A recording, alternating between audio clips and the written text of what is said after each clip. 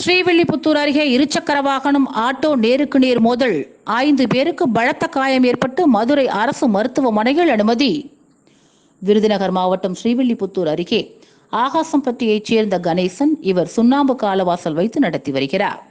இவரது மனைவி சுந்தரம்மாள் இவருடன் வத்ராயிருப்பிலிருந்து இருசக்கர வாகனத்தில் கிருஷ்ணன் கோவிலில் உள்ள தனது உறவினர் வீட்டுக்கு செல்வதற்காக சென்று கொண்டிருந்த பொழுது வத்ராயிருப்பிலிருந்து ஸ்ரீவில்லிபுத்தூர் சாலையில் உள்ள பெட்ரோல் பங்க் அருகில் சென்று கொண்டிருந்த பொழுது சுந்தரபாண்டியத்திலிருந்து வத்ராயிருப்பு வந்து கொண்டிருந்த ஆட்டோவும் இருசக்கர வாகனமும் நேருக்கு நேர் மோதியத்தில் இருசக்கர வாகனத்தில் வந்த கணவன் மனைவி இருவருக்கும் ஆட்டோவில் பயணம் செய்த காந்தி, மேகலா தேவி, ஆட்டோ டிரைவர் மணிகண்டன் உட்பட 5 பேருக்கும் பலத்த காயங்கள் ஏற்பட்டது.